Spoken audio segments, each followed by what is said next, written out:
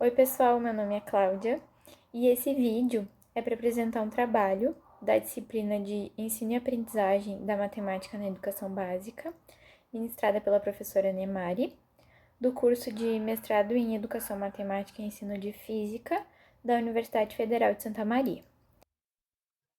O livro utilizado neste trabalho é o livro Introdução à História da Educação Matemática, da autora Maria Ângela Miorim. E eu vou apresentar para vocês o capítulo 2, que é intitulado O Ensino de Matemática, da Estiagem à Renovação.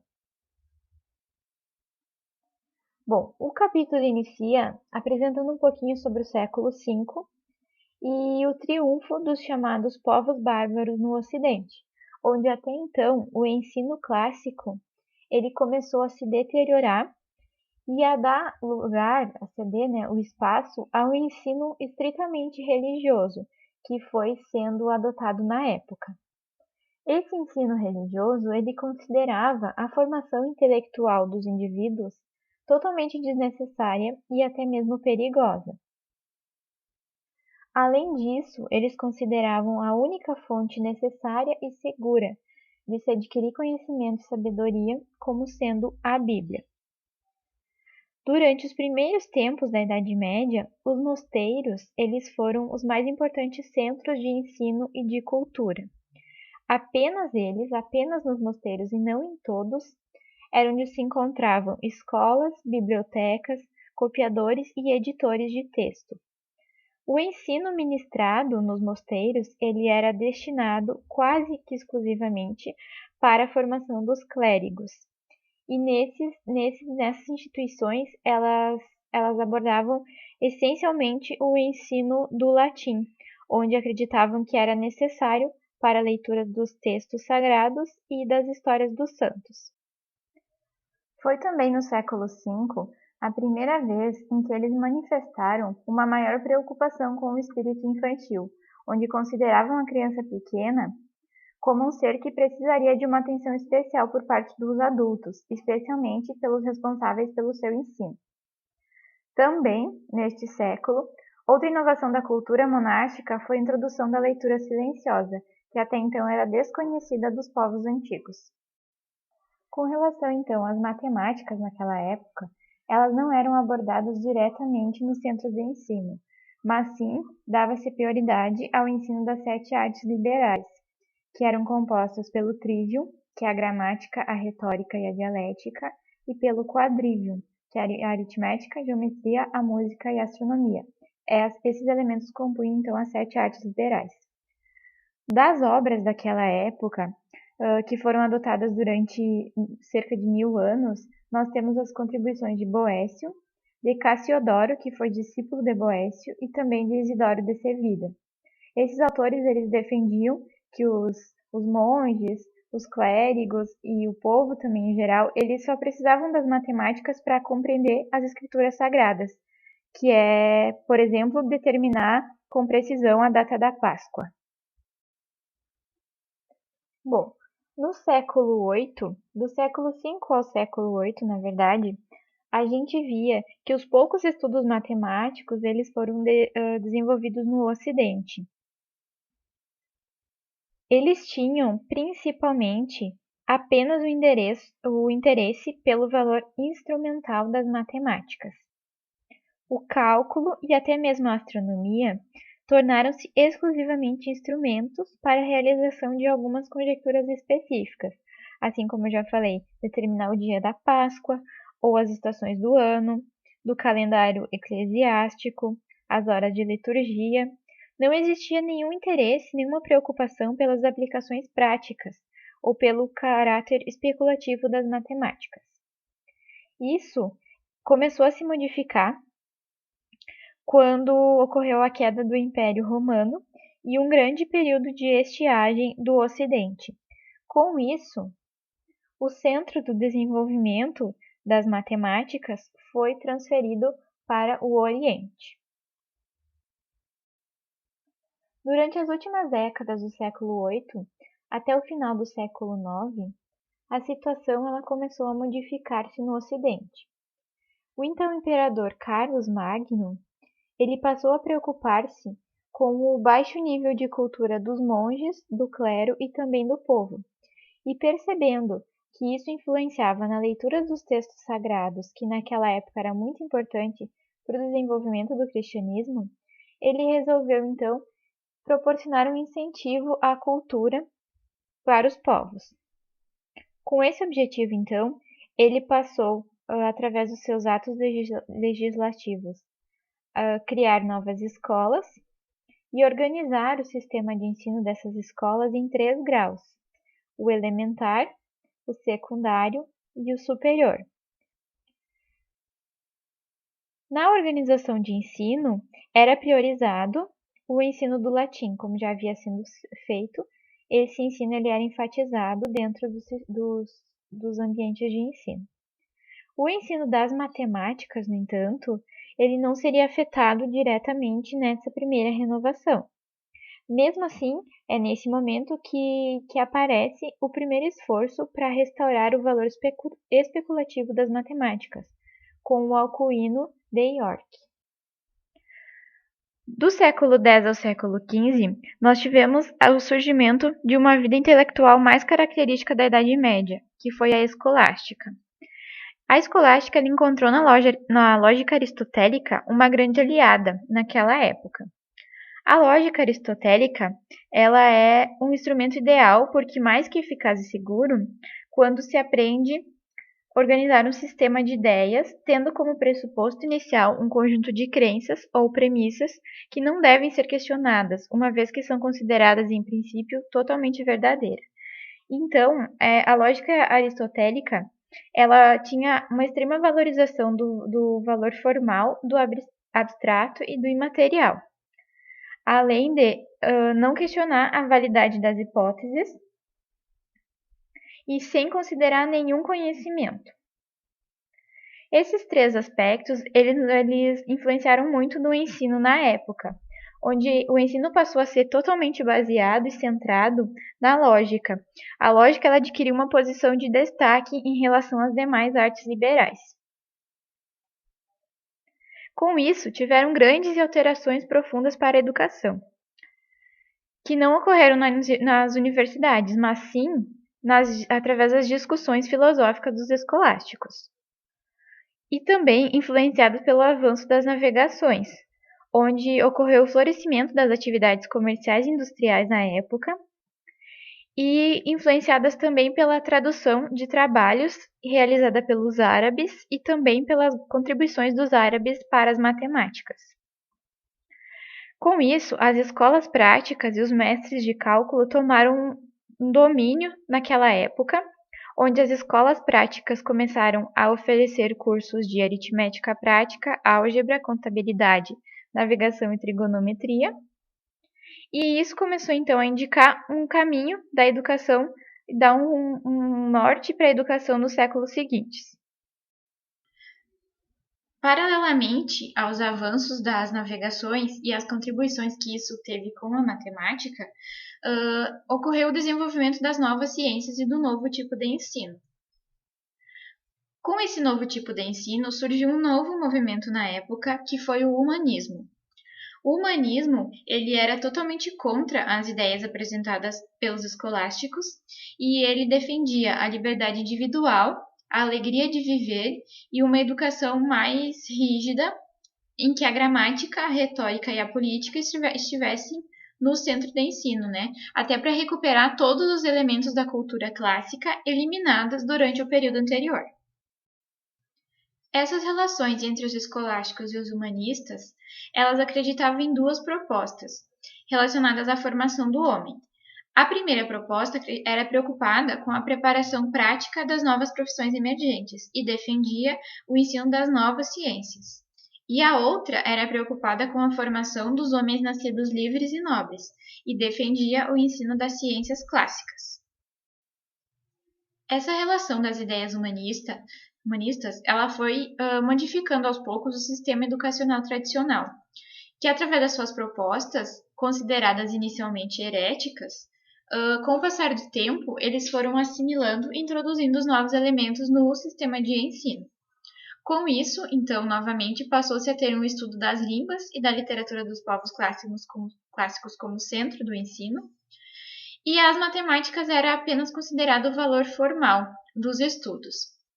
Não existia nenhuma preocupação com as aplicações práticas das matemáticas, mas sim apenas com o desenvolvimento do raciocínio, do pensamento e das faculdades mentais.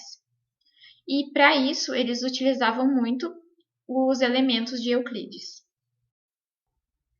Mesmo com uma educação mais humanística, um novo tipo de homem começa a surgir nesse período, que é o homem comerciante, industrial, banqueiro, e com isso começou-se a ter uma necessidade de um novo tipo de formação. Para isso, nós vamos ter então, a partir de agora, uma nova proposta para a educação. Estudiosos que influenciaram nessa nova proposta foram o Roger Bacon, que ele foi um dos primeiros a alertar sobre a importância da experimentação, e também o Leonardo da Vinci, que fazia todos os seus estudos de maneira experimental e lutava muito por uma ampliação dos estudos matemáticos. Outro fator bem importante também naquela época foi a invenção da imprensa, em 1440. A invenção da imprensa ela contribuiu para o aumento da cultura da humanidade e também para a divulgação dos conhecimentos relacionados principalmente à álgebra e à aritmética comercial e também à trigonometria. A primeira dessas obras publicadas, ela foi impressa em 1478. Tratava-se de uma aritmética comercial que discutia alguns princípios básicos da matemática, sempre com muitas aplicações práticas. Em uma publicação de 1494, aparece pela primeira vez uma ilustração digital para os números. E em 1489 é publicada uma aritmética comercial, na qual aparecem pela primeira vez os sinais de mais e de menos impressos. Porém, isso não chegou a influenciar o mundo das instituições escolares tradicionais. Muitas dessas obras publicadas com a invenção da imprensa, elas contribuíram para os avanços matemáticos, especialmente dos estudos geométricos. E, além disso, muitas delas eram influenciadas pela obra de Euclides. Foram nessas obras que começaram a aparecer as primeiras obras didáticas de geometria. Através da obra de Charles Boles, ele não apresenta nenhuma exposição totalmente rigorosa, uma vez que alguns teoremas eles são meras constatações de fatos, como acreditava o autor. Mas a principal obra apresentada naquela época foi de Pierre de la Ramée, que tentou provar que o Aristóteles não havia definido bem a lógica, e isso gerou uma forte reação da Igreja na época. Além disso, ele mantinha uma posição claramente oposta aos humanistas, em defesa dos estudos matemáticos, em particular daqueles que se referiam à matemática. A obra que sintetizou essa tendência moderna em educação, ela foi apresentada por Jean Amos Comenius e intitulada Didactica Magna. Ela sintetizou a tendência moderna em educação. Nessa obra, ele apresentou elementos que forneciam a base para o desenvolvimento educacional dos séculos futuros, entre eles a defesa da escola universal para todos, independentemente de sexo, origem social e da capacidade intelectual, a preocupação com o ensino sólido, mas agradável e sem desperdício de tempo, a proposição de vários níveis de estudo, de acordo com a natureza ou com o desenvolvimento do homem, a proposta que esse ensino aconteceria por ciclos, ou seja, os mesmos conteúdos seriam retomados em outros momentos, e a valorização dos sentidos e da aplicação prática. Essa obra ela foi vista como a obra teórica mais importante de Comenius e considerada um dos clássicos da pedagogia. Porém, a obra Orbis Sensualium Pictus ela é lembrada pelo caráter inovador e pela influência que teve nas escolas. Foi o primeiro livro didático de Comenius. Além disso, ele era o primeiro livro didático ilustrado, o que já assegura uma grande importância. Mas foi a maneira em que ele propõe na prática os elementos discutidos em sua obra didática, que foi o principal aspecto considerado mais inovador. Chegar ao conhecimento generalizado através do processo indutivo foi o principal método utilizado por Comenius. E esta e outras obras, elas chegaram a ser adotadas em quase todos os países naquela época. Ao final do século XVII, uma crise cultural já se encontrava instalada, e com isso ocorreu a decadência das universidades e a criação de centros de pesquisa científica. Já no século XVIII, considerado como o século das revoluções francesa, americana, industrial e também da revolução em educação, nós temos a influência de Jean-Jacques Rousseau. Ele passou a estudar e exigiu do processo educativo uma preocupação com o estudo da criança, a qual deveria situar-se no centro e no fim da educação. Essa preocupação, ela caracterizou uma nova pedagogia que viria no século seguinte. Essa relação entre a teoria e a prática, acho que principalmente com a prática que era tão cobrada desde o século V, ela, apesar de não ter sido abordada por autores anteriores, como Rousseau, ela foi abordada por representantes de um novo movimento, que foi o Iluminismo. E a principal expressão do Iluminismo foi a Enciclopédia das Ciências, das Artes e dos Ofícios, onde os enciclopedistas tinham uma preocupação com os aspectos práticos do conhecimento. E essa mudança de postura em relação às atividades práticas, ela desencadeou as reações no ensino de geometria em vigor, principalmente nas escolas francesas, ainda totalmente baseado no sistema dedutivo euclidiano. Uma das mais importantes reações, especialmente pela influência que exercia sobre as futuras propostas de renovação do ensino da matemática, ela se deu através da obra Elementos da Geometria, em 1741, de um seguidor da arte da ciência moderna e da matemática moderna também, que foi o Clairaut. Ele era contrário à introdução dos estudos geométricos através dos elementos de Euclides, pois ele acreditava que isso era um dos principais fatores da dificuldade dos estudantes. Além disso, ele lança propostas relacionadas à introdução de aplicações práticas após a demonstração das principais propriedades. Era preocupado em apresentar os conhecimentos geométricos através de métodos que pudessem motivar e auxiliar a compreensão dos estudantes, e a principal estratégia adotada era a de apresentar descobertas como soluções encontradas pelos homens, na tentativa de resolver os problemas que a eles se apresentaram. Por esse motivo, ele relacionou os problemas à questão de medida de terras, escolhendo este tema como elemento gerador das descobertas geométricas, ou seja, ele relacionou os problemas geométricos com a questão da medida de terras para facilitar o entendimento. Partindo de situações problemas envolvendo a noção de medida e dos limites e dificuldades encontradas para resolvê-la, ele vai aos poucos, em uma linguagem agradável, leve e agradável, desenvolvendo as principais definições de propriedades geométricas.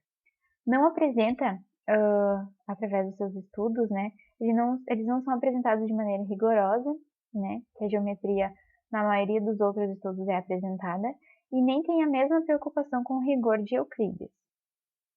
Além disso, o caminho adotado por Clairaut é lógico e não apresenta nenhuma conclusão sem que as condições necessárias tenham sido anteriormente provadas, e também tornou-se uma obra referência obrigatória para todas as futuras propostas de reformulação na educação. Cabe ainda destacar que com a Revolução Francesa ocorreram a criação de duas escolas importantes na época, que foi a criação da Escola Politécnica e a criação da Escola Normal Superior, que serviam e eram responsáveis pela formação de engenheiros e pela formação de professores. Nessa época, a gente já consegue perceber alguns professores que, com seus trabalhos, começam a apresentar essa educação inovadora, onde começam a ensinar novos métodos, de maneira nova, conteúdos novos, e também com exercícios práticos, considerando uma geometria diferenciada, uma geometria que satisfaça o espírito. Com isso, nós vamos ver que, a partir de agora, ocorre uma grande mudança no modo geral da fisionomia do curso secundário. Aqui estão algumas referências utilizadas no trabalho. E esse foi o meu trabalho. Muito obrigada a todos.